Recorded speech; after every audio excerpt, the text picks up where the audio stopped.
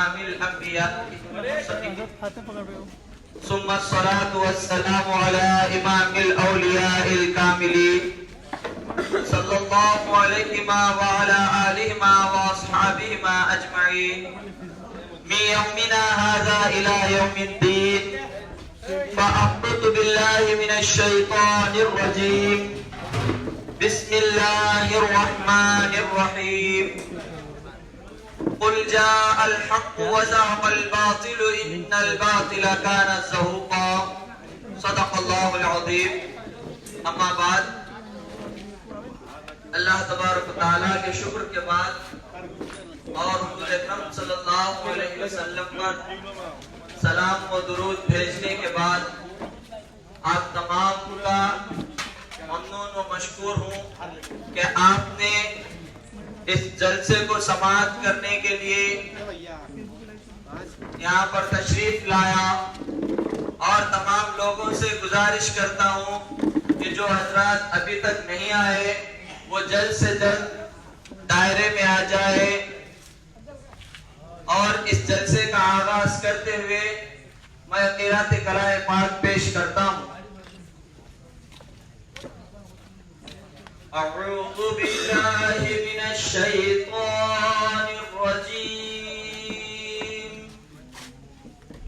بسم اللہ الرحمن الرحیم۔ اللہ نور السماوات والارض، مثل نوره كمشكاة فيها مصباح،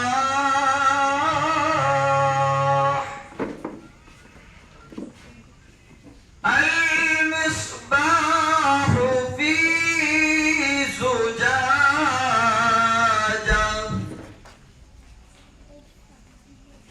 الزجاجة كأنها كوكب دري يوقد من شجرة مباركة، يوقد من شجرة مباركة زيتونة لا شرقية ولا غربية، يكاد زيتها يضيء ولو لم تمسسه نار،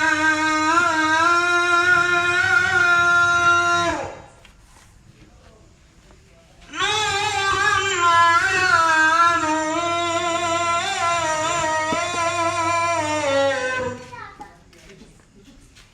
يهدي الله لنوره من يشاء،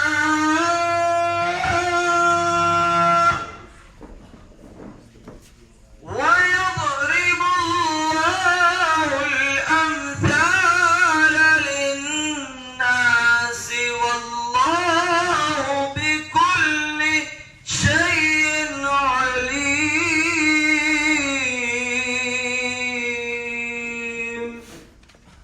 صدق اللہ العظیم۔ اب میں آپ کے سامنے نعت رسول صلی اللہ علیہ وسلم پیش کر رہا ہوں، سماعت فرمائی۔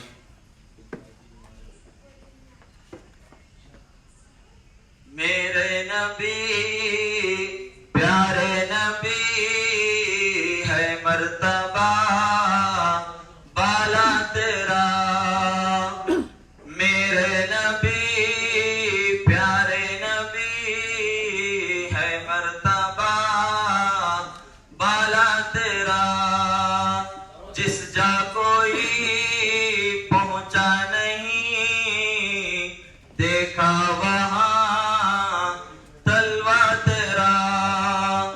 جس جا کوئی پہنچا نہیں دیکھا وہاں تلوا تیرا میرے نبی پیارے نبی ہے مرتبہ بالا تیرا صدیق کا فاروق کا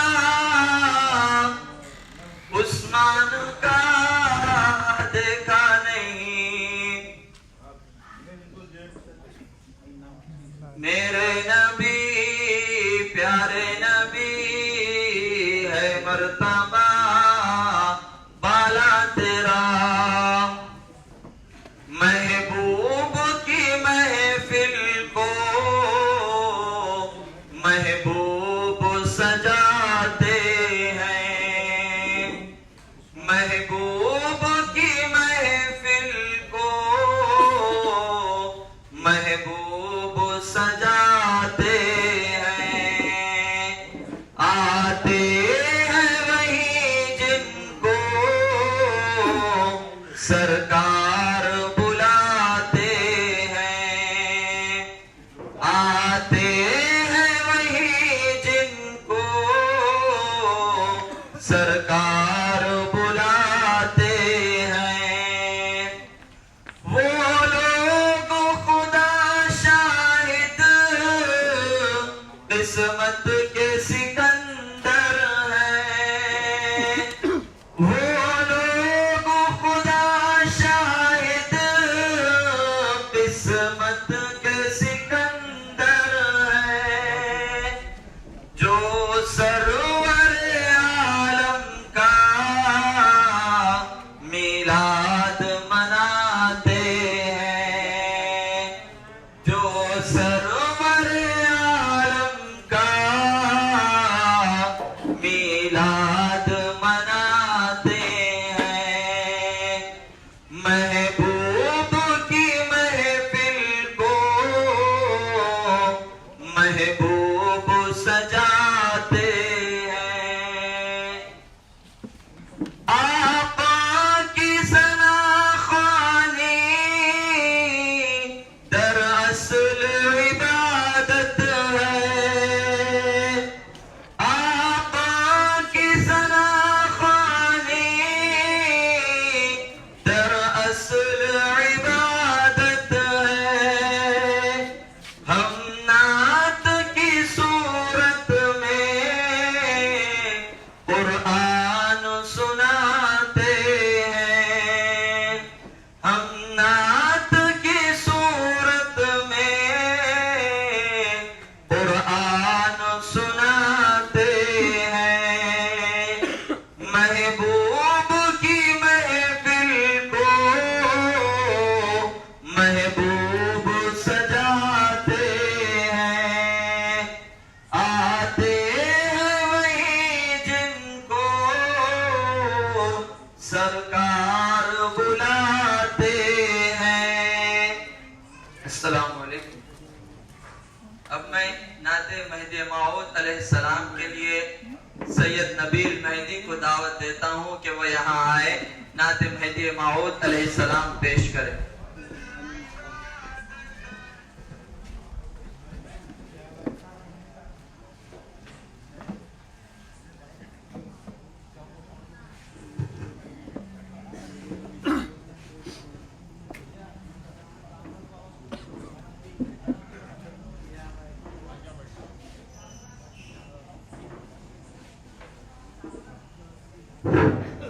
السلام علیکم نعت مہدی موعود علیہ السلام پڑھنے کی سعادت حاصل کرتا ہوں دن رات گزرتے ہیں میری اس حسرت میں دم میرا نکل جائے مہدی کی محبت میں ہو لاکھ تپش پیدا خورشید قیامت میں ہو لاکھ تپش پیدا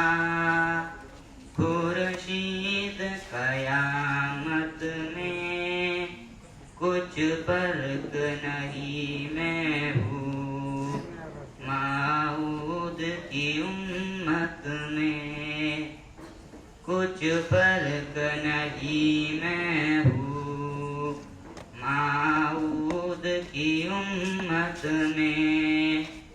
تھا دائرہ مہدی کا مسکین و توکل کا. تھا دائرہ مہدی کا مسکین و توکل کا. تھا صرف توکل ہی اسباب معیشت میں. تھا صرف توکل ہی اسباب معیشت میں. موعود کے لاشے کو محمود نے جب دیکھا. موعود کے لاشے کو محمود نے جب دیکھا. بس خالی لفافہ تھا میت میں تھی تربت میں. بس خالی لفافہ تھا میت نہ تھی تربت میں. وہ پیسے مصدق تھے ایمان تھا کیا ان کا. وہ پیسے مصدق تھے ایمان تھا کیا ان کا. مہدی کو نہیں چھوڑا پاکوں کی مصیبت میں. مہدی کو نہیں چھوڑا پاکوں کی مصیبت میں. مہدی کی صداقت پر جی جان سے مر مٹنا. مہدی کی صداقت پر جی جان سے مر مٹنا. کند میر نے دکھلایا میدان شہادت میں. کند میر نے دکھلایا میدان شہادت میں. دن رات گزرتے ہیں میری اس حسرت میں. دم میرا نکل جائے مہدی کی محبت میں.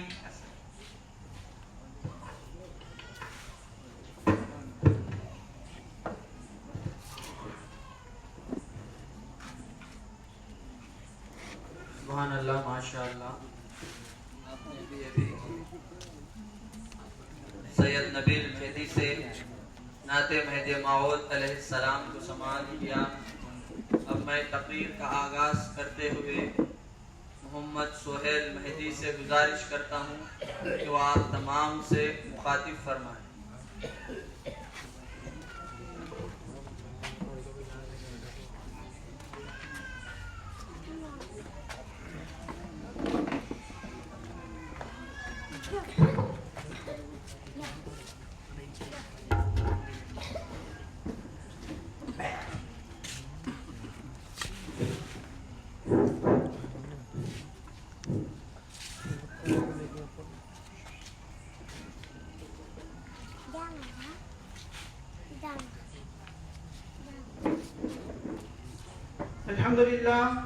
الحمد لله رب العالمين والصلاة والسلام على إمام الأنبياء والمرسلين ثم الصلاة والسلام على إمام الأولياء الكاملين.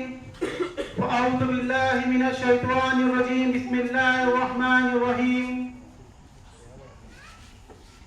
قال الله تبارك وتعالى في القرآن المجيد والفرقان الحميد.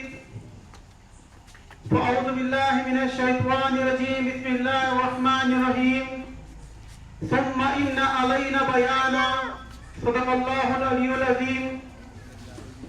ساری تعریف ساری حمد و ثنا اس خلاق کائنات کے لیے سزاوار ہے جس نے اس کائنات کی تخلیق فرمائی اور ہم جیسوں کی ہدایت کے لیے ایک نہیں دو نہیں بلکہ 1,24,000 انبیاء سے کم یا زیادہ کو ہماری ہدایت کے لیے مبعوث فرمایا. اور درود و سلام افضل الانبیاء امام الانبیاء خاتم الانبیاء محمد عربی صلی اللہ تعالی علیہ وسلم پر اور آپ کے آل و اصحاب پر. اور درود و سلام خلیفۃ اللہ مراد اللہ حضرت سید محمد جون پوری مہدیہ موعود علیہ السلام اور آپ کے آل و اصحاب پر. ابھی جو آیت مبارکہ میں نے تلاوت فرمائی وہ سورہ قیامہ کی آیت ہے جس میں رب ذوالجلال ارشاد فرما رہا ہے کہ اس قرآن کا بیان ہمارے ذمے ہے. اور اس آیت کے پہلے ہی چند آیت کے پہلے پروردگار عالم اپنے حبیب محمد عربی صلی اللہ علیہ وسلم سے مخاطب ہو کر یہ ارشاد فرما رہا ہے کہ اے محمد صلی اللہ علیہ وسلم آپ قرآن کو پڑھنے میں اپنی زبان کو جلدی حرکت نہ دے بلکہ اس کو جمع کرنا اور اس کا پڑھانا ہمارے ذمہ ہے. یقیناً ان قریب ہم آپ کو پڑھائیں گے پھر اس کا بیان ہمارے ذمے ہے. چنانچہ اپنے عنوان پر گفتگو شروع کرنے کے پہلے مختصر طور پر حضرت سید محمد جون پوری مہدیہ موعود علیہ السلام کی زندگی پر کچھ روشنی ڈالنے کی سعادت حاصل کرتا ہوں. اس کا مقصد یہ ہے کہ آج ہمارے نسل کو یہ معلوم ہو کہ جس ہستی کو ہم نے مہدیہ موعود برحق تسلیم کیا ہے ان کی ولادت کہاں ہوئی اور آپ نے دعوے کہاں کیے اور آپ کہاں پر تقسیم کیا گیا. چنانچہ ہجری سن 847 میں جونپور شہر میں آپ کی ولادت ہوئی اور ولادت کے موقع پر جب ولادت ہوئی تو چند دنوں کے بعد حضرت خضر علیہ السلام ایک دودھ لائے جو کہ دراصل دودھ نہیں تھا بلکہ آپ یہ جاننا چاہتے تھے کہ کیا یہی در حقیقت وہ خلیفۃ اللہ کی ذات ہی ہے. آپ نے اس دودھ پلایا گیا. چنانچہ اس دودھ کو آپ نے ہضم کر لیا. یہی ایک اس دور کی بشارت تھی کہ یہی ذات خلیفۃ اللہ کی ہے. چنانچہ جب آپ اپنی عمر میں پہنچتے گئے تو آپ نے مدرسے میں کئی تعلیم حاصل کیے. البتہ آپ کو اسد العلماء کا خطاب بھی ملا اور اس کے بعد آپ نے ایک جنگ بھی لڑی جس میں راجہ دلپت کو آپ نے شکست دی. اور اس شکست میں جب آپ نے راجہ دلپت پر جو وار کیا تھا اس وار میں راجہ دلپت کے 2 ٹکڑے ہونے کے بعد جو آپ اس کا دل جب زمین پر گرا تو کیا دیکھتے ہیں کہ اس کے دل کے اوپر بت کا نشان چھپا ہوا ہے. تو مہدی موعود علیہ السلام فرماتے ہیں کہ جب ناحق کی یہ تاثیر ہے تو اس اللہ کی کائنات برحق کا کیا عالم ہوگا. بس یہ کہنا تھا کہ اس وقت آپ کا جذبے کا عالم طاری ہو گیا اور یہ جذبے کا حال 1 سال 2 سال نہیں بلکہ 12 سال تک رہا. اور 12 سال کے بعد پھر آپ نے اپنے دعووں کا سلسلہ شروع کیا.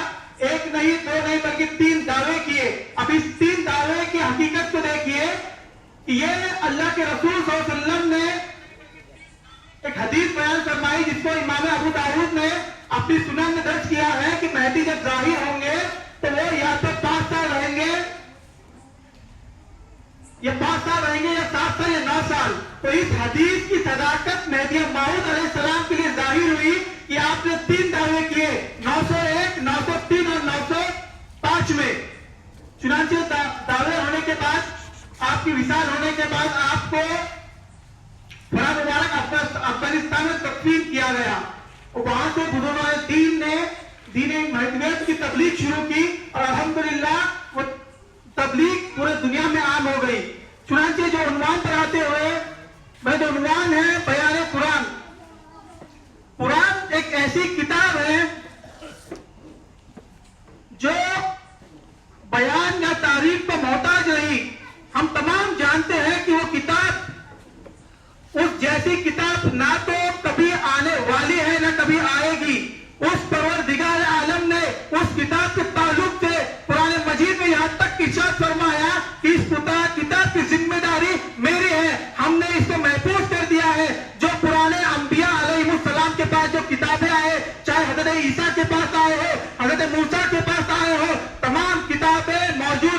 لیکن وہ حقیقی شکل میں موجود نہیں، بلکہ اس میں لوگوں نے پیسے لے لے کر ان یہودی علماء نے اس میں اپنی طرف سے باتوں کو کر دیا ہے۔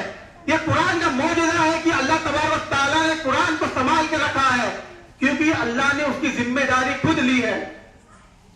اب جو اللہ نے ذمہ داری ایک اور لی ہے، کچھ 3 یا 4 ذمہ داریاں جس کا بیان ابھی کیا گیا سورہ قیامہ میں، جو اللہ نے ارشاد فرمایا اس قرآن کو جمع کرنا، اس کو پڑھانا اور اس کا بیان اب ہمارے ذمے ہے۔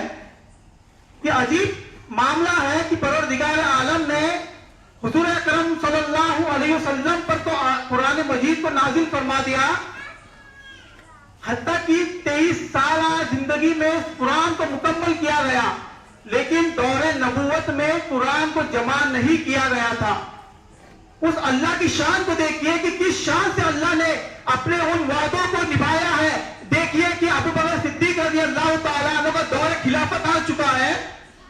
میرا عنوان بیان قرآن ہے، لیکن جب تک ہم قرآن کی عظمت اور قرآن کو کس قدر جمع کیا گیا، کس قدر اس کو تمام امت کو ایک قرآن پر متفق کیا گیا، جب تک یہ بات ہمارے سامنے نہیں آئے گی، ہم کو سمجھ میں نہیں آئے گی، تو بیان قرآن کی صحیح معنی بھی سمجھ میں نہیں آ سکتا۔ چنانچہ ابو بکر صدیق رضی اللہ تعالیٰ عنہ کا دور خلافت شروع ہوتا ہے۔ اللہ کے رسول صلی اللہ علیہ وسلم پردہ فرما کر کچھ سال ہی ہوئے ہیں تو ابو بکر صدیق کی آزمائش کا وقت شروع ہوتا ہے۔ روایتوں میں آتا ہے 1 نہیں 2 نہیں بلکہ 12 مقامات پر ایک ساتھ مجاہدوں کا قافلہ جہاد کے لیے بھیجا گیا، کیونکہ رسول اللہ صلی اللہ علیہ وسلم کی وفات ہوتے ہی فتنوں نے اپنا سر اٹھانا شروع کر دیا تھا۔ کچھ لوگ زکات کے منکر ہو چکے تھے، کچھ لوگوں نے اسلام سے ایمان فروشی شروع کر دی تھی، کچھ لوگ حتیٰ کہ مسلمان کذاب جس نے جھوٹا نبی ہونے کا دعویٰ کیا تھا، یہ سب سے بڑا فتنہ وہاں پر سر اٹھا چکا تھا، اور اس کے خلاف جو لڑائی لڑی گئی، جنگ یمامہ نام سے لڑی گئی، اس جنگ کے اندر تقریباً 70 حفاظ قرآن شہید ہو گئے۔ اور صرف اسی جنگ کے اندر نہیں بلکہ جو زکات کے منکر ہو چکے تھے ان کے خلاف جو جنگ لڑی گئی تھی، وہاں پر بھی صحابہ کرام جو حفاظ قرآن تھے وہ تقریباً کثرت سے شہید ہوتے جا رہے تھے۔ یہاں عمر ابن خطاب رضی اللہ تعالیٰ عنہ کی فکر بڑھتی رہی۔ عمر ابن خطاب سوچ میں پڑ گئے کہ اگر قرآن حافظ اس قدر کثرت سے شہید ہوتے رہے تو پھر اس قرآن پر اختلاف پیدا ہو جائے گا، کیونکہ ابو بکر صدیق کے دور تک قرآن کو جمع نہیں کیا گیا تھا۔ قرآن بس اسی شکل میں تھا۔ کچھ صحابہ کرام نے قرآن کو چمڑے پر لکھ رہا تھا، تو کچھ نے برتن پر لکھ رہا تھا، تو کچھ نے لکڑیوں پر لکھ رہا تھا۔ حتیٰ کی روایتوں میں آتا ہے کہ کبھی کبھی صحابہ بارگاہ رسول اللہ میں بیٹھے ہوتے تو اللہ کے رسول پر وحی نازل ہوتی تو صحابہ اپنے کپڑوں پر لکھ دیتے اور اپنے کپڑا پھاڑ کر اس کو محفوظ کر لیتے۔ چنانچہ عمر ابن خطاب پریشان ہے کہ حفاظ کرام شہید ہو رہے ہیں۔ آپ ابو بکر صدیق رضی اللہ تعالیٰ عنہ کے پاس جاتے ہیں کہ اے امیر المومنین، میں اس بات سے فکر مند ہوں کہ جتنے بھی حفاظ کرام ہیں وہ کثرت سے شہید ہو رہے ہیں۔ اگر ہم نے قرآن کو سرکاری سطح پہ اگر جمع نہیں کیا تو قرآن پر آگے چل کر اختلاف پیدا ہو سکتا ہے۔ لیکن ابو بکر صدیق رضی اللہ تعالیٰ فرماتے ہیں کہ اے عمر رضی اللہ تعالیٰ عنہ، کیا تم مجھے وہ کام کرنے کہہ رہے ہو جو میرے نبی نے نہیں کیا تھا؟ اس دور میں اللہ کے رسول صلی اللہ علیہ وسلم کے دور میں قرآن جمع نہیں کیا گیا تھا، کیونکہ وہاں اس دور میں قرآن کا ضائع ہونے کا ڈر نہیں تھا۔ یہی بات ابو بکر صدیق رضی اللہ تعالیٰ عنہ عمر فاروق کو کہہ رہے ہیں کہ میں یہ کام نہیں کر سکتا۔ عمر فاروق رضی اللہ تعالیٰ عنہ پریشان ہے، ہر لمحہ پریشان بیٹھے ہوئے ہیں کہ کہیں امت میں قرآن کو لے کر اختلاف پیدا نہ ہو جائے۔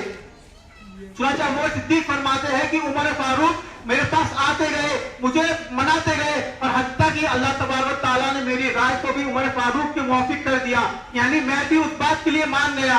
چنانچہ اب دونوں صحابہ امیر المومنین ابو بکر صدیق رضی اللہ تعالیٰ عنہ اور عمر فاروق رضی اللہ تعالیٰ عنہ نے یہ فیصلہ لے لیا کہ ابھی قرآن کو جمع کر دیا جائے، اور اس کے بعد وہ جاتے ہیں زید بن ثابت رضی اللہ تعالیٰ عنہ کے پاس۔ زید بن ثابت ایک ایسے صحابی رسول ہے جن کا شمار کھاتے خاتم وحی میں ہوتا ہے، یعنی جب وحی نازل ہوتی ان کو لکھنے والوں میں آپ کا شمار ہوتا ہے. تو زید بن ثابت رضی اللہ تعالیٰ عنہ کے پاس یہ معاملہ جب رکھا گیا،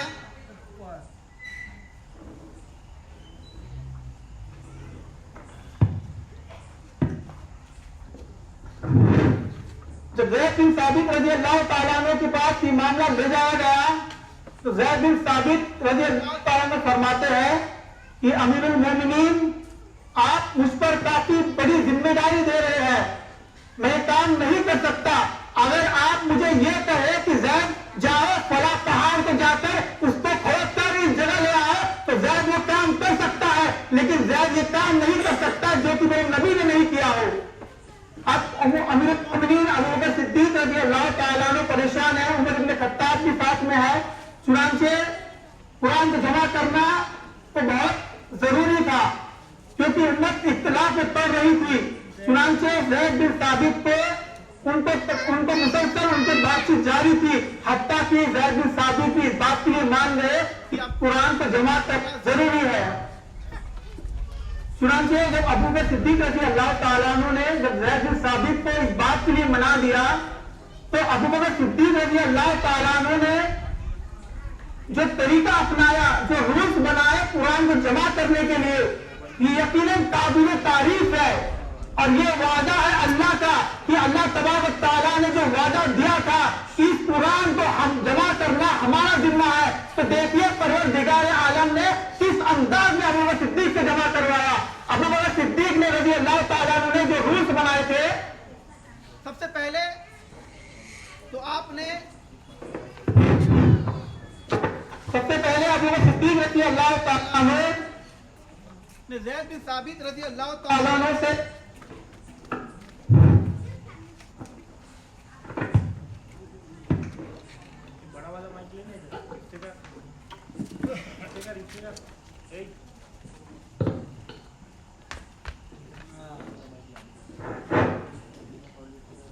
تو ابو بکر صدیق رضی اللہ تعالیٰ عنہ نے جو قرآن کو جمع کرنے کے لیے جو رولز بنائے تھے وہ اس حد درجہ اعلیٰ درجے کے رولز تھے کہ اس کا مقابلہ دنیا کی کوئی کتاب کو جمع کرنے کے لیے نہیں کیا گیا تھا، کیونکہ یہ قرآن تھا، کوئی معمولی کتاب نہیں تھی. ابو بکر صدیق نے جمعہ کے بعد تمام جو صحابہ کرام تھے، جو کافی علم رکھنے والے صحابہ تھے، جو حفاظ تھے، ان تمام صحابہ کو جمعہ کے بعد مسجد نبوی میں رکایا. تقریباً 60 سے 70 صحابہ کرام مسجد نبوی میں شمار بیٹھے ہوئے ہیں. اس کے بعد ان 70 صحابہ میں سے ابو بکر صدیق نے 7 صحابہ کو چنا اور ان 7 صحابہ کے امیر زید بن ثابت کو رکھا گیا کیونکہ زید بن ثابت خاتم وحی تھے. اور جب بھی اللہ کے رسول صلی اللہ علیہ وسلم رمضان المبارک میں جبرائیل امین کو جب قرآن سنایا کرتے تو اس وقت بھی زید بن ثابت وہاں موجود ہوتے. اور جب جبرائیل امین اللہ کے رسول کو قرآن سکھاتے پڑھاتے اس وقت بھی آپ موجود تھے. اور اللہ کے رسول صلی اللہ علیہ وسلم کی وفات کے کچھ مہینے پہلے آخری رمضان میں جبرائیل امین نے 2 مرتبہ اللہ کے رسول صلی اللہ علیہ وسلم کو قرآن سنایا اور اس وقت بھی زید بن ثابت موجود تھے. اسی لیے زید بن ثابت کو ان 7 صحابہ کا امیر بنایا گیا. اور اس 7 لوگوں کی کمیٹی میں زید رضی اللہ تعالیٰ عنہ، عمر ابن خطاب، عبداللہ ابن مسعود، عبداللہ ابن زبیر، ایسے کئی بڑے سے بڑے صحابہ موجود تھے جو کہ تمام حفاظ قرآن تھے. اب ابو بکر صدیق رضی اللہ تعالیٰ عنہ نے فرمایا کہ دیکھو، حالانکہ ابو بکر صدیق کے لیے قرآن کو جمع کرنا کوئی مشکل کام نہیں تھا کیونکہ آپ کے سامنے اتنے بہترین حفاظ موجود تھے، عبداللہ ابن مسعود جیسے. اس کے بعد اگر چاہتے تو ان کے کہنے پر ان کو تمام قرآن یاد تھا، وہ لکھا سکتے تھے، لیکن یہاں پر اللہ اپنا وعدہ پورا کروا رہا تھا. اسی لیے ابو بکر صدیق نے یہ فرمایا کہ تم 7 لوگ مسجد نبوی میں بیٹھو گے اور ہر ایک شخص قرآن کی ایک آیات کو تلاوت کرے گا اور اس آیت کو 6 لوگ سنیں گے. اگر کسی کا اس سے اختلاف ہوگا تو تم آپس میں بیٹھ کر رجوع کر لینا اور تمام قرآن کی ایک مصحف کو مکمل کر لینا. اور اس کے ساتھ ساتھ ابو بکر صدیق نے فرمایا کہ بس یہی پر رکنا نہیں بلکہ اس ہر ایک آیت کی ایک تحریر بھی لے کر آنا جو کہ اللہ کے رسول صلی اللہ علیہ وسلم کے गवाही हो। अब देखिए एक एक आयत के 14 गवाह तो इधर ही हो गए, 7 लोग जो बैठे थे वो, और 7 एक एक तहरीर यानी लिखे हुए आयत लाने वाले थे। यहाँ पर 14 लोगों की गवाही मुकम्मल हो चुकी थी, लेकिन उसके बाद भी अबू बकर सिद्दीक रज़ी अल्लाह ताला ने फरमाया कि जो जो आयत तुम लिख रहे हो, जिसकी तहरीर तुमने ला ली है, अब उसके लिए तुम्हारे 7 लोगों के बाहर के भी 2-2 गवाह होने चाहिए। ये भी काफी था, लेकिन उसके बाद भी अबू बकर सिद्दीक रज़ी अल्लाह ताला ने फरमाया कि 2 गवाहों के साथ 2 तहरीरी गवाह भी होने चाहिए, और हर एक तहरीरी गवाह पर 2 गवाह और होने चाहिए। तो तकरीबन एक आयत के पीछे कम से कम 30 गवाह मौजूद थे। ये अल्लाह का अंदाज है अपने वादे को पूरा करने का, कि अल्लाह ने जो वादा किया है कि इस कुरान को जमा करना हमारे जिम्मे है। चुनांचे अबू बकर सिद्दीक रज़ी अल्लाह ताला अन्हु की खिलाफत में कई महीनों तक ये काम चला। तमाम आयत के तमाम गवाह, तहरीरी गवाह हो या ज़बानी गवाह हो, तमाम लोग मिल गए। आखिर में बात आकर की सूरत तौबा की आखिरी 2 आयतें। अब उन 2 आयत कि तो गवाह भी मौजूद है, तहरीरी गवाह भी मौजूद है, लेकिन जो तहरीर थी उस पे एक तहरीर पर तो 2 गवाह मौजूद है, लेकिन दूसरे तहरीर पर सिर्फ 1 गवाह मौजूद है, जो हजरत खुज़ैमा रज़ी अल्लाह ताला अन्हु है। जो 7 लोगों की जो कमेटी थी, उन्होंने तमाम मदीने में हत्ता कि मदीने के आसपास के काफिलों में भी जाकर ऐलान किया कि अगर किसी के पास सूरह तौबा की आखिरी 2 आयतें हो, जो हज़रत खुज़ैमा के अलावा कोई गवाह हो, तो वो बराए करम आए और अपनी गवाही दे, ताकि कुरान को मुकम्मल शक्ल दी जा सके। लेकिन तमाम काफिला के कोई भी आया नहीं। आखिर में अबू बकर सिद्दीक रज़ी अल्लाह ताला अन्हु के पास जाते हैं और ये मामला रखते हैं कि ऐ अमीरुल मोमिनीन, तमाम कुरान के तमाम जो भी आपने रूल्स बनाए थे, सबके मेयार पर तमाम कुरान की आयतें हो चुकी हैं, सिर्फ सूरह तौबा की 2 आयतें जिस पर सिर्फ एक ही गवाह है। अगर आप इजाजत दे तो हम उसको एक ही गवाह की बुनियाद पर शुमार कर लेते हैं। अबू बकर सिद्दीक ने फरमाया कि नहीं, ये नहीं हो सकता, क्योंकि तमाम कुरान की आयतों को तुमने इसी मेयार पर जमा किया है। अलबत्ता जाओ और इसी आयत को फिर से ढूंढो कि कोई गवाह मिल जाए। चुनांचे वो 7 लोगों की कमेटी फिर जाती है, कहां पर काफिलों में, कुरैश के काफिलों में भी ऐलान किया जाता है, मदीने के हर गलियों में ऐलान किया जाता है कि क्या हज़रत खुज़ैमा के अलावा कोई इसका गवाही दे सकता है। आखिर एक शख्स खड़ा होता है और कहता है कि इस पर एक गवाह कौन है? तो फरमाते हैं कि इस पर एक गवाह हज़रत खुज़ैमा है। तो कहते हैं कि फिर मसला हल हो गया। अब ये सहाबा जो कमेटी वाले हैं पूछते हैं कि ये कैसा? अबू बकर सिद्दीक ने फरमाया है कि 2 गवाह होने चाहिए। फिर वो वाकया बयान करते हैं कि एक मर्तबा मोहम्मद अरबी सल्लल्लाहु अलैहि वसल्लम मदीने मुनव्वरा के बाहर तशरीफ ले जाते हैं। आप वहां पर एक बद्दू से एक ऊंट या घोड़ा खरीदते हैं, और जब उस बद्दू और घोड़े के साथ जब मदीने के इहाते में आते हैं, तो वो बद्दू को एक शख्स पूछता है कि क्या तुम इस सवारी को बेचना चाहोगे? तो वो बद्दू जो अल्लाह के रसूल सल्लल्लाहु अलैहि वसल्लम से कीमत जो वसूल की थी उससे ज्यादा बोलता है, और वो शख्स कहता है कि ठीक है, तुम ये सवारी ले लो। और यहाँ पर अल्लाह के रसूल फरमाते हैं कि तूने तो मुझे ये सवारी बेच दी है। फिर वो बद्दू कहता है कि आप मोहम्मद सल्लल्लाहु अलैहि वसल्लम, क्या आपके पास इस बात का कोई गवाह है? जब ये सौदा हुआ था तो उस वक्त कोई गवाह मौजूद नहीं था, सिर्फ अल्लाह के रसूल और बद्दू के बीच में ये सौदा हुआ था। और जब अल्लाह के रसूल सल्लल्लाहु अलैहि वसल्लम से जब सवाल किया गया कि क्या आपके पास इस बात का गवाह है कि मैंने ये सवारी आपको फरोख्त कर दी है, तो वहां पर हज़रत खुज़ैमा रज़ी अल्लाह ताला अन्हु जो कि खड़े होते हैं, जबकि वो सौदे के वक्त वहां मौजूद नहीं थे, वो इस वक्त मौजूद होते हैं, कहते हैं कि हाँ, मैं इसकी गवाही देता हूं कि ये सवारी तुमने मोहम्मद सल्लल्लाहु अलैहि वसल्लम को बेच दी है। चुनांचे वो बद्दू हज़रत खुज़ैमा की गवाही को सुनकर वो सवारी अल्लाह के रसूल सल्लल्लाहु अलैहि वसल्लम को दे देता है, और अल्लाह के रसूल सल्लल्लाहु अलैहि वसल्लम अपने अखलाक जो कि इतने आला व थे, उस बद्दू को वही ज्यादा रकम देते हैं। जब बद्दू चला जाता है तो अल्लाह के रसूल सल्लल्लाहु अलैहि वसल्लम हज़रत खुज़ैमा के पास आते हैं और पूछते हैं कि ऐ खुज़ैमा रज़ी अल्लाह ताला अन्हु, जब मैंने ये सौदा नहीं किया था, तो जब मैंने सौदा किया था तो उस वक्त तुम मौजूद नहीं थे, फिर तुमने गवाही कैसे दी? तो हज़रत खुज़ैमा रज़ी अल्लाह ताला अन्हु के जवाब पर कुर्बान जाइए, आप फरमाते हैं कि या रसूल अल्लाह, ہم نے تو ان چیزوں کو جن چیزوں کو ہم نے دیکھا تک نہیں، جنت دوزخ خدا کو ہم نے دیکھا نہیں، جب ہم نے اس بات کی گواہی بغیر دیکھے دی تھی تو آپ کی اس بات کی گواہی اب کیوں نہیں دے سکتے؟ تو اللہ کے رسول نے فرمایا کہ اے خزیمہ، آج کے بعد ہر مسئلے میں دو گواہ لگتے ہیں، لیکن جس مسئلے میں خزیمہ واحد ہوگا اس کو دو لوگوں کی گواہی تسلیم کی جائے گی۔ آج بھی مسائل کی کتابوں میں درج ہے کہ ہر معاہدے کے اندر دو گواہ ہوں گے، لیکن جہاں پر خزیمہ رضی اللہ تعالیٰ عنہ نام آ گیا وہاں پر ایک واحد صحابی کافی ہے۔ تو یہ معاملہ حل ہو گیا۔ ابو بکر صدیق کے سامنے یہ واقعہ پیش کیا گیا کہ حضرت خزیمہ کے تعلق سے اللہ کے رسول نے یہ بیان کیا ہے، تو ابو بکر صدیق نے اس بات کو تسلیم کر دیا اور تمام قرآن کو مکمل کر ایک مصحف کہتے ہیں، بائنڈنگ کی ہوئی بک کو مصحف تیار کر کے وہاں پر رکھ دیا گیا اور اس کو سرکاری سطح پر اعلان کر دیا گیا کہ یہ مکمل قرآن ہے۔ اب ابو بکر صدیق رضی اللہ تعالیٰ عنہ کا خلافت دور ختم ہوتا ہے اور اللہ کا پہلا وعدہ جو اللہ نے کیا تھا کہ قرآن کو جمع کرنا ہمارے ذمہ ہے، وہ اللہ نے اپنا وعدہ پورا کیا۔ اب دوسرے وعدے کی اور آئیے، اللہ تبارک و تعالیٰ نے جو دوسرا وعدہ کیا کہ اللہ کے رسول صلی اللہ علیہ وسلم سے فرمایا سورہ قیامہ کی اس قرآن کو پڑھانا اب ہمارے ذمہ ہے۔ اب عمر فاروق رضی اللہ تعالیٰ عنہ کا دور خلافت آتا ہے۔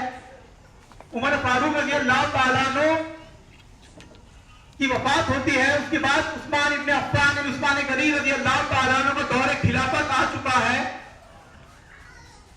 آپ کے دور خلافت میں یمن میں دو صحابی تھے جو کہ ایک ملک شام سے تھے اور ایک ملک عراق سے تھے۔ دو صحابہ جنگ کے اندر ہیں، جنگ کے میدان میں ہیں، رات میں قرأت کر رہے ہیں، قرآن کی قرأت۔ اب قرأت کرتے وقت دونوں میں اختلاف پیدا ہوا کہ قرآن کی قرأت اس انداز سے کرنی چاہیے۔ ملک شام والے صحابی کہتے ہیں کہ اس انداز سے کرنا چاہیے اور عراق کے صحابی کہتے ہیں کہ اس انداز سے کرنا چاہیے، حتیٰ کہ اختلاف اتنا بڑھ گیا، جھگڑا اتنا بڑھ گیا کہ دونوں نے قرأت کے متعلق تلواریں نکال دی کہ ابھی اگر تم نے قرأت کی تو میں تمہاری گردن اڑا دوں گا۔ یہ معاملہ اس پاس کھڑے صحابی حضرت حذیفہ یمنی رضی اللہ تعالیٰ عنہ دیکھ رہے ہیں۔ آپ اپنی جگہ سے اٹھے اور ان دونوں کو روکا اور دونوں کو خاموش کرا کر سب سے پہلا کام انہوں نے یہ کیا کہ اس جنگ کے میدان سے چھٹی لے کر امیر المومنین عثمان غنی رضی اللہ تعالیٰ عنہ کے پاس گئے اور صبح فجر کے بعد جا کر یہ معاملہ پیش کیا کہ اے امیر المومنین رضی اللہ تعالیٰ عنہ، آپ اور ہم آج امت کے درمیان موجود ہے، لیکن پھر بھی امت قرآن کی قرأت پہ، قرآن کو پڑھنے کے انداز پر لڑ رہی ہے۔ ابھی ہمارے ہوتے ہوئے تلوار نکل رہی ہے، ہمارے جانے کے بعد تو یہ امت ایک دوسرے کو قتل کر دے گی۔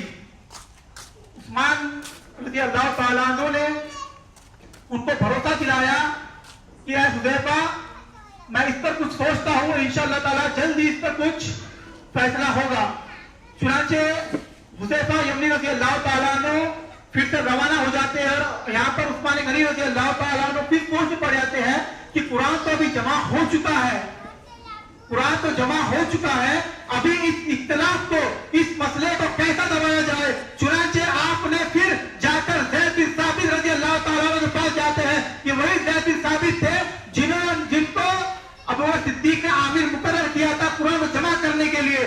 پھر زید بن ثابت رضی اللہ تعالیٰ عنہ کے پاس جایا جاتا ہے اور پھر ان کے سامنے یہ بات رکھی جاتی ہے کہ ہم کو قرآن کو پھر سے لکھ کر سرکاری سطح پر الگ الگ ملکوں میں بھیجنا پڑے گا، نہیں تو یہ امت پھر قرآن کو لے کر اختلاف میں پڑ جائے گی اور آپس میں لڑ کر کٹ جائے گی۔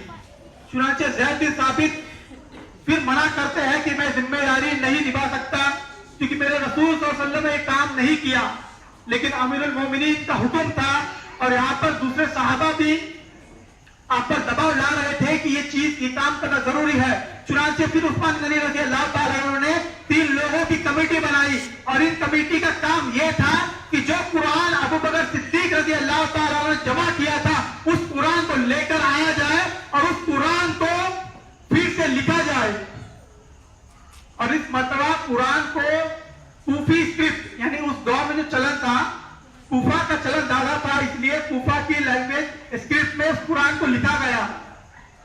قرآن کو آپ کو سن کر تعجب ہوگا کہ قرآن جب نازل ہوا تھا یہ 7 حرفوں میں نازل ہوا تھا، इंशाल्लाह कल मौका मिला तो इस पर गुफ्तगू की जाएगी। चुनांचे उस्मान गनी रज़ी अल्लाह ताला अन्हु ने ज़ैद बिन साबित के साथ 3 अंसार सहाबी भी दिए, 3 मुहाजिर साहबी भी दिए, क्योंकि मुहाजिरीन अरबी से वाकिफ थे और फिर से उनको यही काम दिया गया कि तुम कुरान को फिर से लिखो। और रिवायतों में आता है कि उन तमाम सहाबा ने 5 या 6 कॉपी अपने हाथों से लिखी है, और एक रिवायत में आता है कि 5, और छठी रिवायत वाली जो बात है उसमें ये आता है कि उस्मान गनी रज़ी अल्लाह ताला ने एक किताब, एक मुसहफ अपने पास रख ली और 5 किताबों को अलग अलग मुल्क में, मुल्क शाम में, मुल्क इराक में, अलग अलग शहर में भेजा गया। और ना कि भेजा गया बल्कि साथ में एक कारी को भी भेजा गया।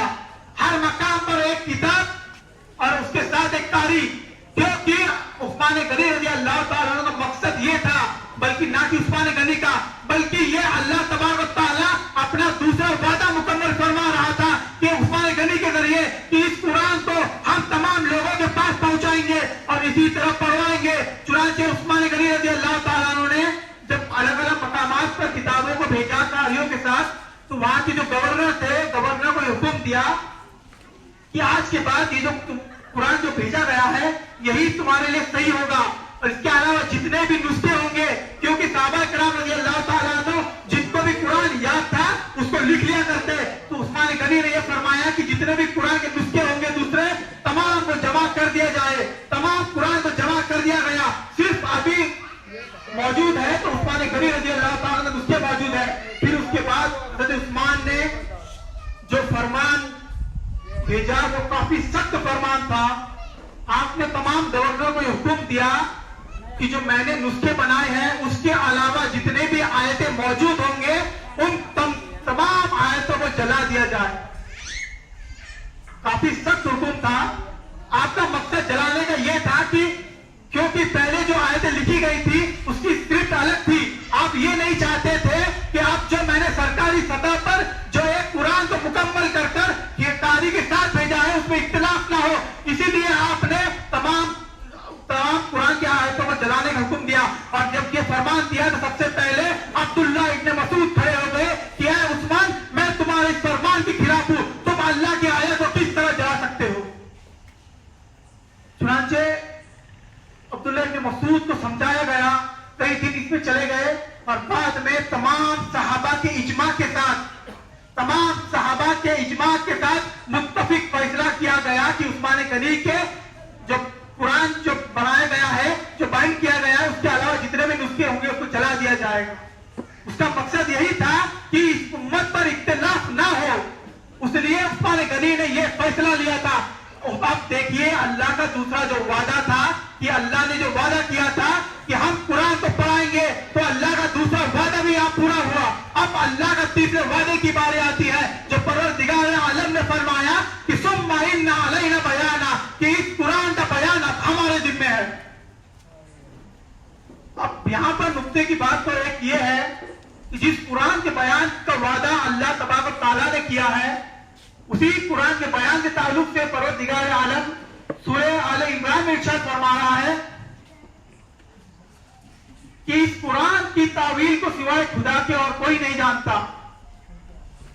वमा अलैना तावीलहु इल्लल्लाह, सूरह आले इमरान की आयत है। ताज्जुब है परवरदिगार आलम, तूने कुरान को इंसान की हिदायत के लिए बनाया, फिर क्या मामला है कि तूने इस कुरान के तावील को अपने हद तक रखा। क्या फरमाते हैं कि खुदा के सिवा कोई कुरान के तावील को नहीं जानता, कुरान के बयान को नहीं जानता। सूरह आले इमरान की आयत है। फिर अल्लाह तबारक व तआला इसका जवाब खुद देता है सूरह क़ियामा में कि सुम्मा इन्ना अलैना बयाना, कि जो तावील जो मैं जानता हूं यानी परवरदिगार आलम जानते हैं, वो तावील को हम बयान भी करेंगे। अब सवाल ये उठता है कि कुरान जैसे अजीम किताब जिसके ताल्लुक से परवरदिगार आलम इरशाद फरमा रहा है कि हम अगर इस किताब को पहाड़ पर नाजिल कर लेते तो पहाड़ हमारे खौफ से रेदा हो जाता। उस कुरान को अल्लाह तबारक व तआला ने एक ऐसी हस्ती पर नाजिल फरमाया जो कि मासूम अनिल खता है, जो कि खताओं से पाक है, क्योंकि अगर खताओं से पाक ना होती तो वहां पर इख्तिलाफ पैदा किया जा सकता था, क्योंकि नबी करीम सल्लल्लाहु अलैहि वसल्लम से खता का इनकार करना भी कुफ्र है। जब अल्लाह तबारक व तआला उस चीज को जिसको लोहे महफूज में अल्लाह ने रखा है उसको अल्लाह के نبی صلی اللہ علیہ وسلم پر نازل فرما رہا ہے، جو کیونکہ وہاں پر خطا کا امکان نہیں ہے، تو یہاں پر جب تعویل کا معاملہ آ رہا ہے تو یہاں پر بھی کوئی معصوم عن الخطا ہستی ہونا لازمی ہے، کیونکہ اگر معصوم عن الخطا ہستی نہ ہو تو یہاں پر بھی بیان کے اوپر انگلی اٹھائی جا سکتی ہے۔ اس بیان پر انگلی اٹھانا مطلب اللہ کی شان پر انگلی اٹھانا ہے۔ اس لیے پروردگار عالم نے اس بیان قرآن کے لیے مہدی موعود علیہ السلام کو منتخب کیا۔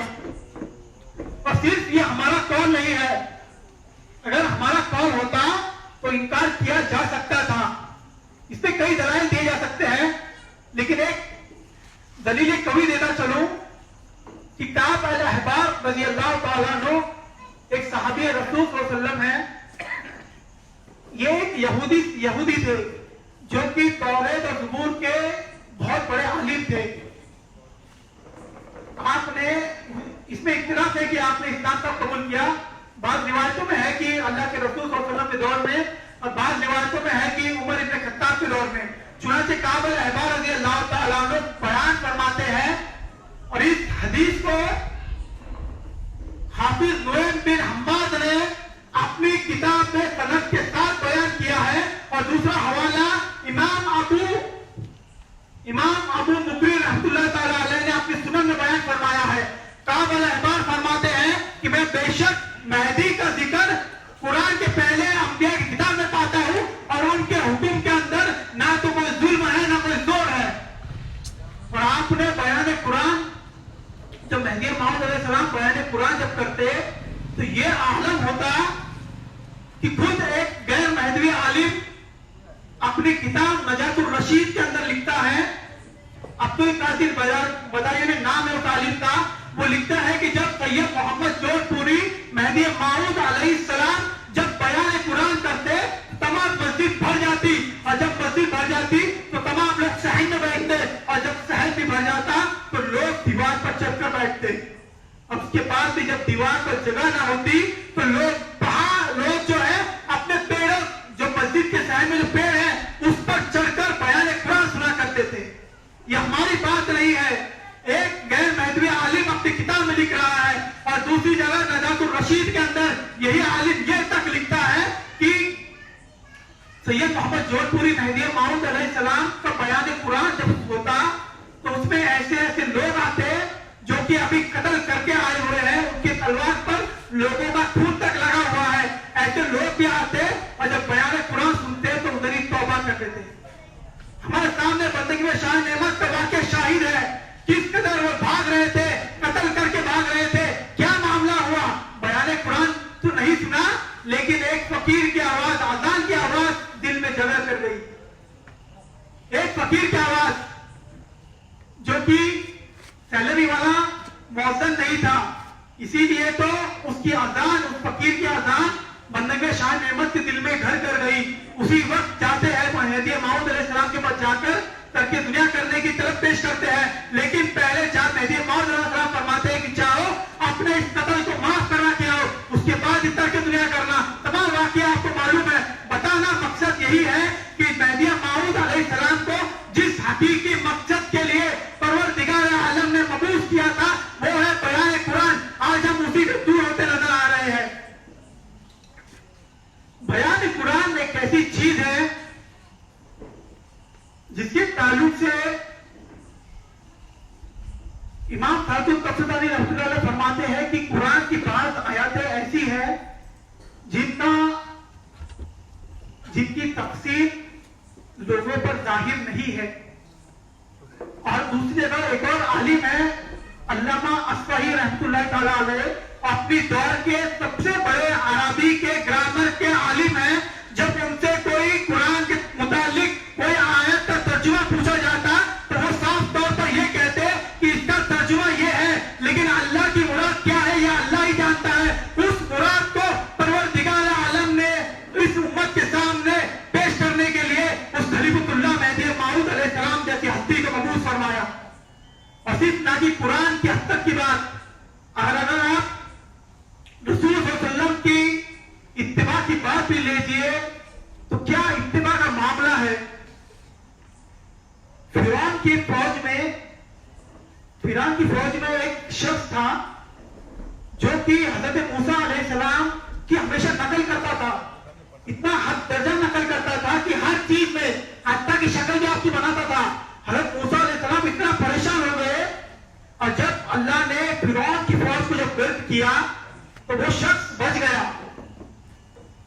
हजरत मूसा फरमाते हैं कि परवरदिगार आलम, ये क्या मामला है, ये शख्स तो मुझे बहुत हद दर्जा तकलीफ दिया करता, फिर तूने इसको कैसे माफ कर दिया?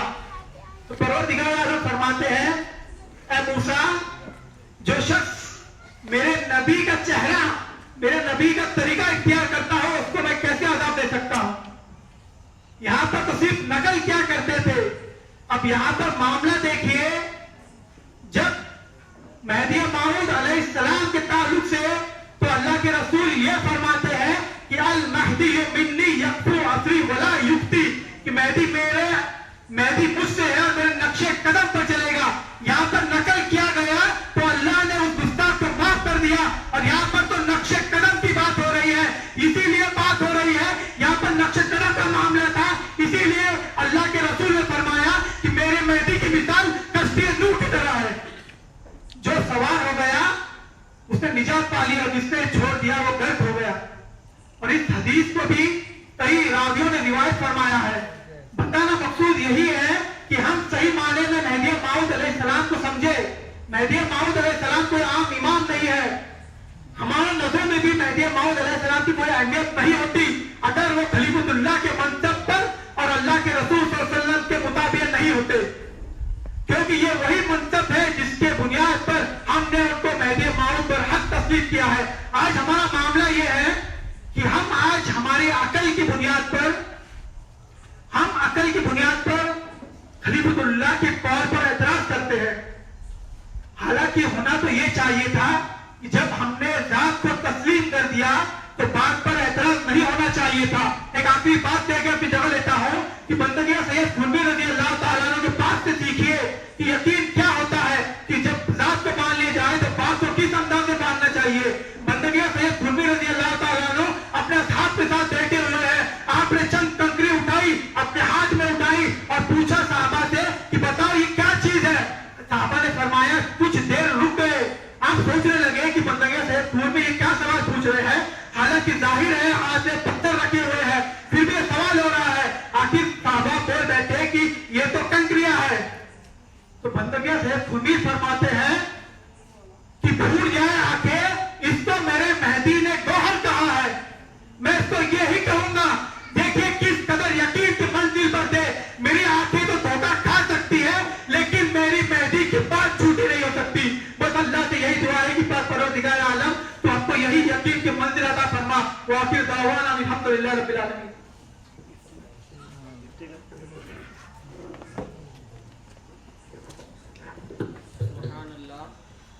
माशाअल्लाह, ये थे आली जनाब मोहम्मद सोहेल मेहदी, जिन्होंने आपके सामने बयान कुरान के ऊपर एक तकरीर और एक मजमून पेश किया। अब मैं जलसे की कार्रवाई को आगे बढ़ाते हुए आली जनाब सैयद रिहान मेहदवी नुसरती साहब से गुजारिश करता हूँ कि वो आप तमाम से मुखातिब फरमाएं।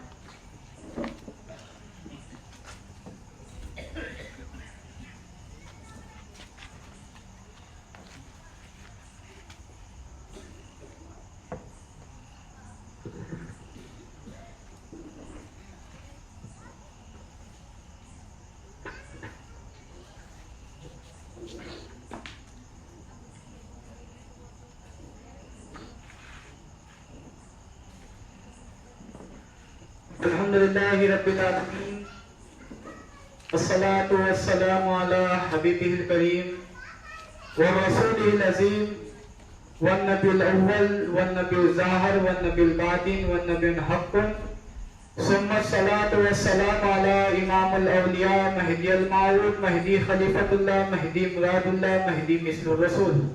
अम्मा बाद, फ़क़द क़ाल अल्लाहु तबारक व तआला फ़िल क़ुरआनिल मजीद वल फ़ुरक़ानिल हमीद, फ़अऊज़ु बिल्लाहि मिनश शैतानिर रजीम, बिस्मिल्लाहिर रहमानिर रहीम।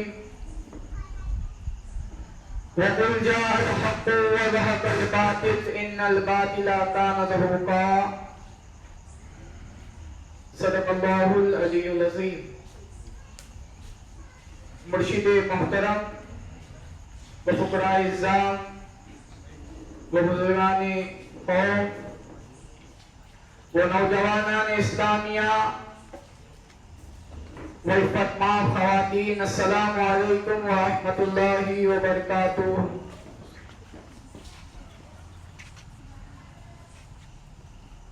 پروردگار عالم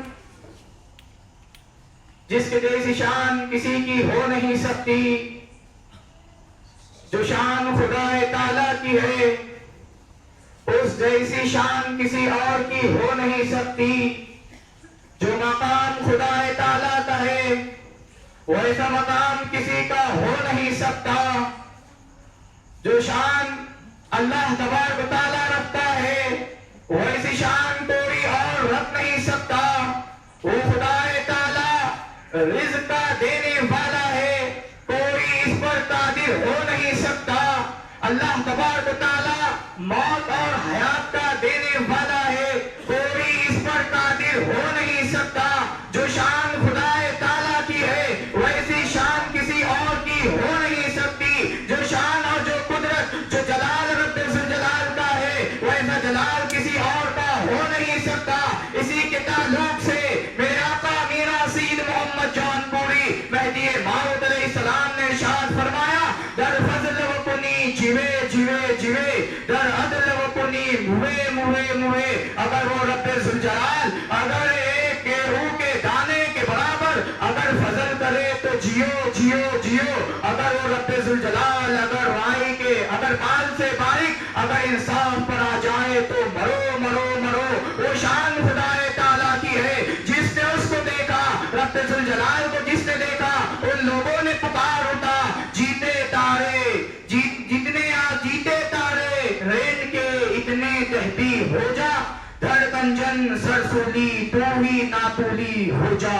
جتنے آسمان میں تارے ہیں اتنے میرے دشمن ہو جائے، میرے دھڑ کو سولی پر لٹکا دیا جائے اور میرے سر کو شہد کے احسار پر پھینک دیا جائے، اور میری آقا میرے مولا کو دیکھنے کے ہی تجلیات کو میں پاؤں گا۔ اگر مجھ کو کئی تکلیفیں دی جائیں گی تو مجھے خدا تعالیٰ کو ہی دیکھنے کا مقصد رہے گا، خدا تعالیٰ کو ہی یاد کرنے کا مقصد رہے گا۔ جو شان محمد رسول اللہ صلی اللہ علیہ وسلم کی ہے، جو تمام انبیاءوں کے سردار ہے، اللہ تبارک و تعالیٰ وہ محمد رسول اللہ صلی اللہ علیہ وسلم کے صدقے اس کائنات کو وجود میں لایا۔ وہ محمد رسول اللہ صلی اللہ علیہ وسلم کے صدقے سے خلافت کا مقصد اس دنیا میں آیا۔ وہ محمد رسول اللہ صلی اللہ علیہ وسلم کے صدقے سے اس امت کو اشرف المخلوقات کا خطاب دیا گیا۔ محمد رسول اللہ صلی اللہ علیہ وسلم کے اس صدقے پر قربان جائیے، ہزاروں کروڑوں درود و سلام ہو اس ہستی معظم پر جس کے لیے اس کائنات کو وجود میں لایا۔ درود و سلام ہو حضرت محمد رسول اللہ صلی اللہ علیہ وسلم پر۔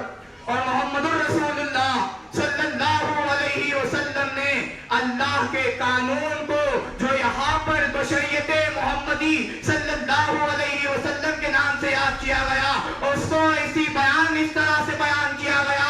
1450 سال سے کسی نے اس طرح سے شریعت کے لحاظ کو اس کی عظمت کو نہیں بتایا جس طرح سے میرے آقا و مولا حضرت میرا سید محمد جان پوری مہدی موعود علیہ السلام نے فرمایا، مہدی موعود علیہ السلام نے فرمایا، شریعت بعد از فنائے بشریت، جب تک بشریت فنا ہوتی ہے اس کے بعد شریعت کا مقام معلوم ہوتا ہے، اس کے بعد شریعت کے تقاضے کو معلوم کیا جاتا ہے۔ جب تک ہمارے اندر وہ کھانے کی جو ہمارے اندر اس کی جو زبان پر لذت ہے جب تک وہ نہیں مٹتی، ہمارے چلنے کا اسٹائل نہیں بدلتا، ہمارے کپڑے پہننے کے سوار اور سنگار نہیں بدلتے، جب تک ہم شریعت کے فلاحیت تک نہیں پہنچ سکتے۔ درود و سلام ہو ہستی معظم پر جس نے ایسی شریعت کو بیان کیا، جس نے ایسے تقاضے کو بتایا جو 1400 سال سے کسی نے نہیں بتایا۔ درود و سلام ہو اس ہستی معظم پر جس کو خلیفۃ اللہ امام الکائنات حضور میرا سید محمد جان پوری مہدی موعود علیہ السلام کے نام سے یاد کیا جاتا ہے۔ وہ حضور میرا سید محمد جان پوری مہدی موعود علیہ السلام اس دنیا میں آئے اور اس دنیا سے ظاہری طور پر پردہ فرمائے۔ حضرت میرا سید محمد جان پوری مہدی موعود علیہ السلام کی آج بہلیام ہم نے دی. مہدی موعود علیہ السلام کو اس دنیا سے پردہ فرما کر 530 سال ہو چکے ہیں. 530 سال اس دنیا ظاہری سے پردہ فرما کر امام الکائنات حضرت میاں سید محمد جان پوری مہدی موعود علیہ السلام کا وصال ہوا. اللہ تبارک و تعالی نے حضرت مہدی موعود علیہ السلام کو بھیجا. رسول اللہ صلی اللہ علیہ وسلم نے بشارتیں دی. مہدی موعود علیہ السلام کا آنے کا مقصد، مہدی موعود علیہ السلام کا اس دنیا میں آنے کا مقصد جو تھا، اس دنیا میں آنے کا مشن جو تھا، مہدی موعود علیہ السلام کا مشن یہ تھا کہ جو لوگ دنیا دار ہو چکے تھے ان لوگوں کو دنیا سے ہٹا کر اللہ کی طرف رجوع کروانا تھا. مہدی موعود علیہ السلام کا آنے کا مقصد اللہ کا دیدار کرانا تھا.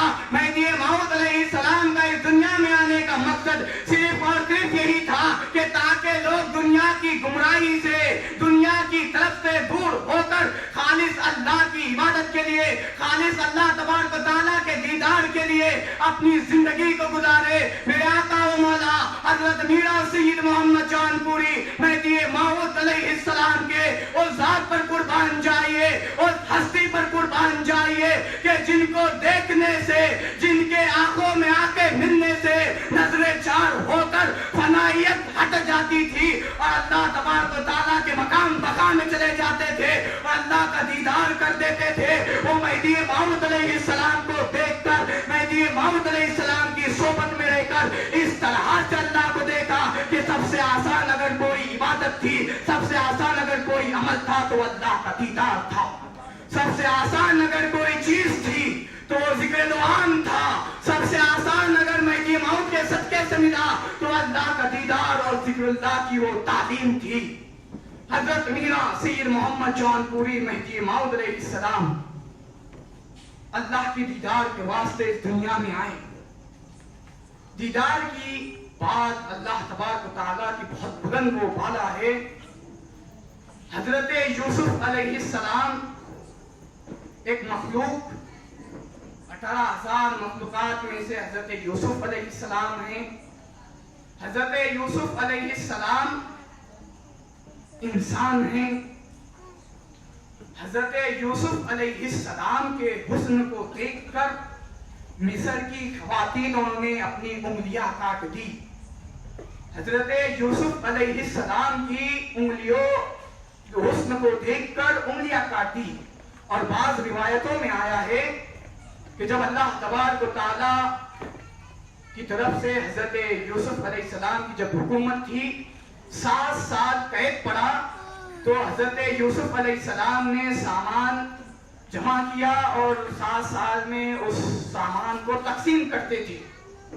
سامان دیا جاتا تھا اور ایک وقت آیا، 14 دن بچے اور پورا سامان ختم ہو گیا. حضرت یوسف علیہ السلام اللہ تبارک و تعالیٰ کے دربار میں حاضر ہوئے اور کہنے لگے کہ پاک پروردگار عالم میں سامان ختم ہو گیا.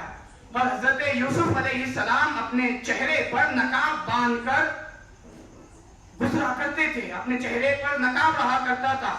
حضرت یوسف علیہ السلام نے جب اللہ تبارک و تعالیٰ سے دریافت کی کہ اللہ تبارک و تعالیٰ سامان ختم ہو چکا ہے، تو اللہ تبارک و تعالیٰ کا حکم آیا، اے یوسف علیہ السلام تمام لوگوں کو ایک جگہ پر جمع کر دو. حضرت یوسف علیہ السلام نے تمام کو ایک جگہ پر جمع کر دیا اور اللہ کا حکم آیا، اے یوسف علیہ السلام اپنے چہرے پر سے نقاب ہٹایا جائے، اپنے چہرے پر سے نقاب ہٹاؤ. حضرت یوسف علیہ السلام ایک مخلوق ہے. حضرت یوسف علیہ السلام نے جب اپنے چہرے پر سے نقاب ہٹایا، نقاب ہٹانے کے بعد حضرت یوسف علیہ السلام کو دیکھ کر 14 دن فقر و فاقے میں رہنے والے اور فاقے کی پیاس کو بھول گئے اور حضرت یوسف علیہ السلام کو دیکھ کر بھوک اور پیاس کو بھول گئے. تو یاد رکھیے اس رب ذوالجلال کی کیفیت کیسی ہوگی، اس رب ذوالجلال کا دیدار کیسا ہوگا. ایک مخلوق کو دیکھ کر، یوسف علیہ السلام کے حسن کو دیکھ کر، اور 14 دن کا فاقہ اس پر غالب نہیں ہوا. اس نے یوسف کو دیکھ کر وہ فقر و فاقے کا عالم اس بار نہیں آیا کہ وہ فقر و فاقے سے کہیں انتقال نہ ہو جائے اور فقر و فاقے سے کہیں کچھ نہ ہو جائے. یوسف علیہ السلام کو دیکھ کر وہ فقر و فاقے کے عالم کو بھول گئے. قربان جائیے مہدی موعود علیہ السلام کی ذات پر جس نے طلب دیدار خدا کو اس دنیا میں جائز فرمایا. اس کا انکار کفر است، اس کا انکار کفر ہے. بجائے مہدوی اگر اس کا بھی انکار کرے تو کفر. اس کو ماننا ہی در حقیقت مہدویت ہے، اس کو ماننا ہی مہدویت عین ہے، اس پر عمل میں اترنا ہی مہدویت عین ہے. اس پر اللہ کو چشم سر سے دیکھنا یا دل سے دیکھنا یا خواب میں دیکھنا یہی حقیقت دین ہے. مہدی موعود علیہ السلام نے طلب دیدار خدا کو اس دنیا میں فرمایا. دیکھیے اس کی مثال آپ کے سامنے رکھتا ہوں. مہدی موعود علیہ السلام نے دو لوگوں میں تقسیم کر دیا. ایک ہوتے ہیں طلب رکھنے والے، ایک ہوتے ہیں اللہ کو دیکھنے والے. اگر اللہ کو دیکھنے والے ہیں جو طلب کی تقاضا رکھتا ہے، اگر وہ اللہ کو نہ دیکھے تو اس کا کیا معاملہ ہے؟ تو آئیے حضرت یوسف علیہ السلام کے دور میں جب حضرت یوسف علیہ السلام نوجوان تھے، جب ان کو بیچنے کی باری آئی، بیچنے کے لیے کئی اعلانات ہوئے، ہر لوگ دور آگے آتے گئے، ہر بادشاہ حضرت یوسف علیہ السلام کو خریدنے کے لیے آگے بڑھتے گئے. حضرت یوسف علیہ السلام کو خریدنے کے لیے ایک بھکارن خاتونہ بھی آتی ہے اور آ کر اپنے پاس کی جو بھیک جمع ہوا ہوتی ہے، جو جمع ہوا پیسہ ہوتا ہے، وہ پیسہ اس میں ڈالتی ہے اور فہرست میں نام لکھاتی ہے. وہ لوگ کہتے ہیں کہ یہ بھکارن بھی کیا یوسف علیہ السلام کو خرید سکتی ہے؟ یہاں پر خریدنے کے لیے بی بی زلیخا آئی ہوئی ہے. بی بی زلیخا کی حکمرانی میں کیا آپ اس حضرت یوسف علیہ السلام کو خرید سکتے ہیں؟ تو اس بھکارن کے جواب کو سماعت کریے. وہ فرماتے ہیں، ان کے جواب کے تقاضے کو دیکھیے، ان کا جواب کیا عمدہ ہے. انہوں نے فرمایا کہ میں یوسف علیہ السلام کو خرید تو نہیں سکوں گی لیکن اس فہرست میں میرا نام آ جائے، اسی لیے میں اپنے نام کو اور فہرست میں تو رکھ دوں تاکہ حضرت یوسف علیہ السلام کو خریدنے کے لیے میرا بھی نام فہرست میں آ جائے. وہ طلب دیدار خدا جو مہدی موعود علیہ السلام کا آنے کا مقصد. مہدی موعود علیہ السلام کے اصحاب کفار کو دیکھیے، مہدی موعود علیہ السلام کی سیرت کو دیکھیے رسول مقبول صلی اللہ علیہ وسلم کی حدیث کو ایک طرف رکھیے اور مہدی موعود علیہ السلام کی سیرت کو رکھیے. اگر حدیث مہدی موعود پر نہیں ہوتی ہے، اگر ان کی سیرت پر نہیں ہوتی اترتی ہے تو آپ انکار کر سکتے ہیں، لیکن ہم اپنی عقل کی بنیاد پر صرف بشارت کو سن لیے. مہدی موعود کی سیرت کو ہمارے ذہنوں میں نہیں ہے، ہمارے ذہنوں میں بشارت ہے، مہدی موعود کی سیرت نہیں ہے. اس لیے آج یہ معاملہ ہو رہا ہے کہ ہم مہدی موعود علیہ السلام سے دور ہو رہے ہیں. یاد رکھیے یہ ایک ایسا دامن ہے، یہ ایک ایسی وجوہات ہے جس کو انکار کرے تو اللہ تبارک و تعالیٰ نے اس کے حکم دیا ہے. مہدی موعود کی شان میں بات رکھتا ہوں. بیان قرآن مہدی موعود علیہ السلام نے کیا. بیان قرآن کے لیے معصوم عن الخطا ہونا ضروری ہے، کیونکہ رسول مقبول صلی اللہ علیہ وسلم پر جب قرآن نازل ہوا تو رسول اللہ معصوم عن الخطا تھے، تو اس کا بیان بھی معصوم عن الخطا ہی کر سکتے ہیں. دیکھیے مقام مہدی موعود علیہ السلام قرآن کی روشنی میں بحوالے رکھے جا رہے ہیں. حضرت میرا سید محمد جوان پوری جو حقیقی ہی مہدی موعود علیہ السلام ہے، ان کی شان و عظمت اللہ تبارک و تعالیٰ نے ہی بتائی ہے. ہم کوئی بڑا چڑھا کر نہیں کہہ سکتے. جو آیا ہے اس کو آپ کے سامنے رکھ رہے ہیں، جو بڑے ہیں وہ رکھ رہے ہیں. اللہ تبارک و تعالیٰ نے بیان قرآن کی ذمہ داری معصوم عن الخطا مہدی موعود کو دی. اب مہدی موعود علیہ السلام کی شان دیکھیے. پارہ نمبر 17 سورہ ہود میں آیت نمبر 17 میں سورہ ہود میں اللہ نے فرمایا، اے محمد صلی اللہ علیہ وسلم آپ اس شخص کے بارے میں ذرا بھی شک میں نہ رہنا. یہ بے شک اپنے رب کی طرف سے حق ہے، لیکن اکثر لوگ اس پر ایمان نہیں لائیں گے. سورہ ہود آیت نمبر 17 اللہ نے مہدی موت کے مقام کو بتایا، ایسا بتایا کہ سب سے زیادہ جس سے محبت کی، سب سے زیادہ عشق جس سے کیا، جس کے وجہ سے کائنات وجود میں آئی، اللہ تبارک و تعالیٰ اس ہستی معظم سے مخاطب ہو کر فرما رہا ہے کہ آپ اس شخص کے بارے میں ذرا بھی شک میں نہ رہنا، انہ الحق من ربک ولکن اکثر الناس لا یؤمنون، لیکن یہ اس پر اکثر لوگ ایمان نہیں لائیں گے۔ اللہ تبارک و تعالیٰ نے ایک اور دوسری آیت میں مقام مہدی آپ کے سامنے رکھ رہا ہوں۔ اللہ تبارک و تعالیٰ قرآن مجید میں سورہ انعام میں آیت نمبر 19 میں فرما رہا ہے قُلْ أَيُّ شَيْءٍ أَكْبَرُ شَهَادَةً قُلِ اللَّهُ شَهِيدٌ بَيْنِي وَبَيْنَكُمْ وَأُوحِيَ إِلَيَّ هَٰذَا الْقُرْآنُ لِيُنذِرَكُم بِهِ وَمَن بَلَغَ۔ اللہ تبارک و تعالیٰ نے فرمایا کہ اے محمد صلی اللہ علیہ وسلم آپ فرما دیجئے کہ تمہارا گواہ اللہ اور اس کا رسول مقبول صلی اللہ علیہ وسلم ہے۔ اللہ اور رسول اللہ صلی اللہ علیہ وسلم گواہ ہے، اور یہ قرآن تمہاری طرف وحی کیا گیا ہے تاکہ تم اس کے ذریعے ڈراؤ، تاکہ تم اس کے ذریعے ڈراؤ، اور وہ شخص بھی ڈرائیں گا جو تمہارے مقام کو پہنچے۔ قرآن کی آیت اس بات کی گواہی دے رہی ہے۔ حضرت بندگی میاں ملک غفور سجاوندی عالم باللہ رضی اللہ تعالیٰ عنہ کے بھائی ہے، جنہوں نے اس آیت کو جمع کیا ہے۔ 18 آیات جو آیت 18 آیت ہے، عربی فارسی میں 18 کو کہتے ہیں۔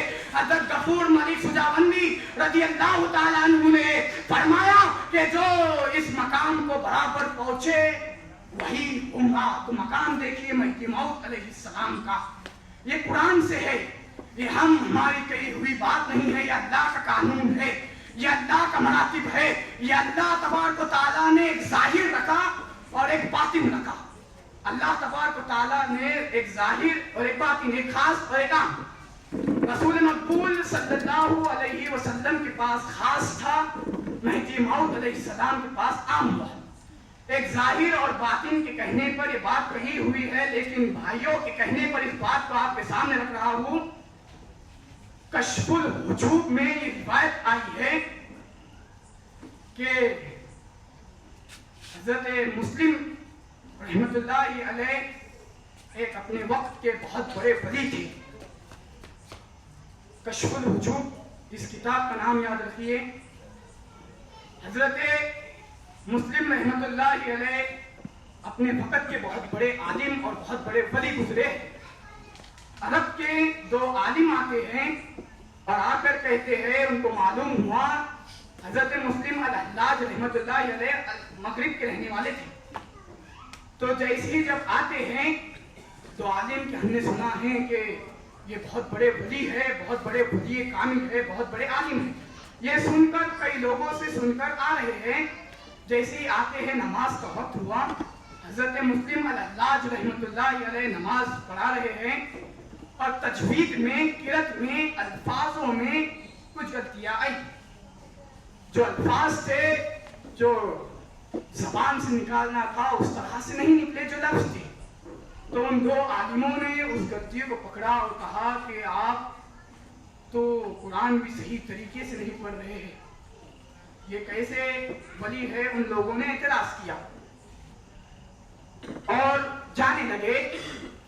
رات عشاء کی نماز پڑھے، جب فجر کا وقت آیا تو دریا موجود تھا، دریا کے پاس گئے اور وضو کر رہے تھے۔ اچانک 2 شیر ان 2 عالموں کے پاس دوڑتے ہوئے آئی۔ حضرت مسلم الحلاج رحمت اللہ علیہ اپنے حجرے میں موجود ہیں اور وہ 2 عالم دوڑتے ہوئے آتے ہیں۔ حضرت مسلم الحلاج رحمت اللہ علیہ باہر آتے ہیں اور وہ 2 عالم حضرت مسلم الحلاج رحمت اللہ علیہ کو پیچھے ہو کر وہ آگے آ جاتے ہیں، حضرت مسلم الحلاج رحمت اللہ علیہ، اور شیر آگے آتے ہیں۔ حضرت مسلم الحلاج فرماتے ہیں، شیر کے کانوں کو پکڑا اور فرمایا، ان کے کانوں کو موڑا اور فرمایا، اے اللہ کے کتوں، تم میرے مہمانوں کو کیوں تکلیف دیتے ہو؟ تم میرے مہمانوں کو کیوں تکلیف دیتے ہو؟ उन दोनों शेरों ने अपनी शर्म से गर्दन को नीचे कर दिया और अपने रास्ते को कायम किया। उन दो आलिम हजरत मुस्लिम अल-हल्लाज रहमतुल्लाह अलैह के सामने आते हैं और कहने लगते हैं कि ये क्या बात है, ये क्या मामला है। तो हजरत मुस्लिम अल-हल्लाज रहमतुल्लाह ताला अलैह के जवाब को समाप्त फरमाइए। हजरत मुस्लिम अल-हल्लाज रहमतुल्लाह ताला अलैह इरशाद फरमाते हैं कि ऐ नौजवानों, ऐ आलिमों, तुम यहाँ पर आए थे, तुमने अपनी इल्म को रखा, हमने हमारे इल्म को रखा, तुमने गलतियां पाई, उसमें नुक्स निकाला। हजरत मुस्लिम अल-हल्लाज फरमाते हैं कि तुमने जो देखा था वो जाहिर था, तुमने जो देखा वो जाहिर था, और ये जो देख रहे हैं ये बातिन है। जाहिर अलग होता है और बातिन अलग होता है। हजरत मुस्लिम अल-हल्लाज रहमतुल्लाह अलैह के मकाम को देखिए। उन लोगों ने कहा कि तुम लोगों को दिखाने के लिए इबादत करते हैं, हम अल्लाह के लिए इबादत करते हैं, अल्लाह को दिखाने के लिए इबादत करते हैं। जो अल्लाह के लिए इबादत करता है मखलूक उसके सामने झुक जाती है, मखलूक हर उसके सामने घुटने टेक देती है। ये हजरत मुस्लिम अल-हल्लाज रहमतुल्लाह अलैह ने अपने को सिखाया है, वो दर्द दिया जो दर्द हमारे को यहीं पर दिया गया है। महदी मौऊद अलैहिस्सलाम ने वही तालीम हमारे सामने दी, महदी मौऊद अलैहिस्सलाम ने वही मकसद को हमारे सामने पूरा किया। महदी मौऊद अलैहिस्सलाम ने जाहिर और बातिन के मामले को इस तरह से, इस तरीके से हमारे सामने रख दिया कि जब फना होता है तो बका के मकाम पर जाता है, फना के बाद बका के मकाम को पहुंचता है।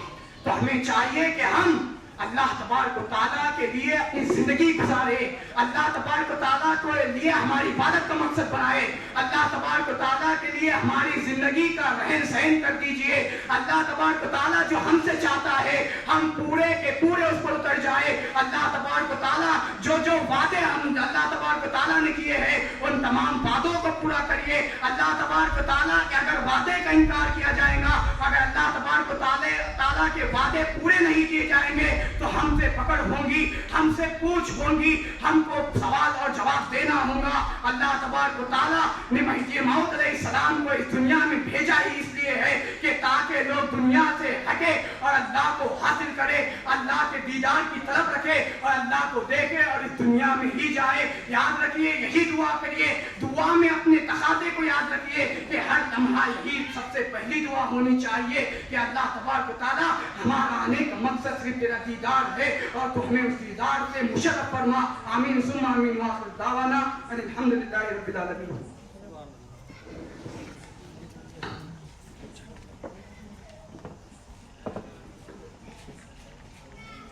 ये थे आली जनाब सैयद रिहान नुसरती मेहदवी जो आपके सामने ईमान अफरोज खिताब पेश कर रहे थे और ऐसे ऐसे वाक़यात को आपके सामने पेश किया जिससे ईमान ताज़ा हो जाए।